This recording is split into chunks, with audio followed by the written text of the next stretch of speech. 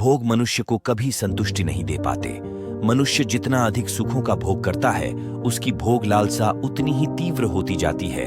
दोस्तों, एक समय की बात है, शुक्राचार्य के शाप से जब महाराज ययाति एकाएक बूढ़े हो गए तो उन्होंने अपने 5 पुत्रों से उनकी युवावस्था मांगी।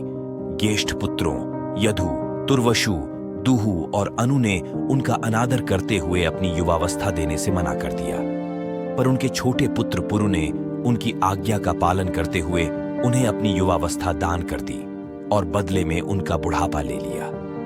बुजुर्ग याति युवा हो गए और युवा पुरु बुजुर्ग। लंबे काल खंड तक समस्त सुखों को भोगने के पश्चात एक दिन ययाति पुरु के पास आए और कहा, पुत्र, अब तुम अपनी युवावस्था ले लो और मुझे मेरा बुढ़ापा दे दो। तुमने मेरी इच्छा का सम्मान करते हुए अपनी युवावस्था मुझे दे दी, सो मैं बहुत प्रसन्न हूं। अब से यह राज्य भी तुम्हारा है, तुम सुखपूर्वक इसका भोग करो। मैं अब वन में जाकर तपस्या करते हुए अपना अंतिम समय बिताऊंगा। पुरु मुस्कुराए, पूछा, आपकी इच्छा का सम्मान करना मेरा धर्म था, किंतु क्या आप संतुष्ट हैं पिताश्री? ययाति ने उत्तर दिया, नहीं, 1000 वर्षों का विलास भी मुझे संतुष्ट नहीं कर पाया, किंतु तुम्हें तुम्हारी वस्तु तो वापस करनी ही थी, सो चला आया हूं। पिताश्री, यदि आप संतुष्ट नहीं हैं तो आगे भी मेरी युवावस्था रख सकते हैं। मुझे इसकी आवश्यकता नहीं है, क्योंकि मैं अपनी अवस्था से संतुष्ट हूं। मुझे सुख का लोभ नहीं है, नहीं मैं आपको अपनी युवावस्था देने के बदले आपसे राज्य लेना ही चाहता हूं।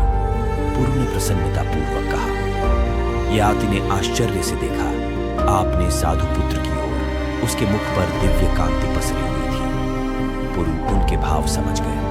कहा, भोग मनुष्य को कभी संतुष्टि नहीं दे पाते पिताश्री।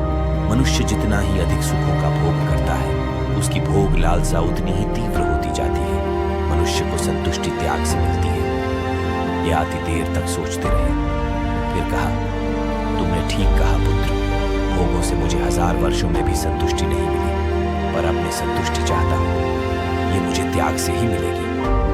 मैं अब यह युवावस्था त्यागना चाहता हूँ, तुम इसे ले लो। पुरु ने हंसकर स्वीकार कर लिया। वे युवा हो गए और ययाति बुजुर्ग।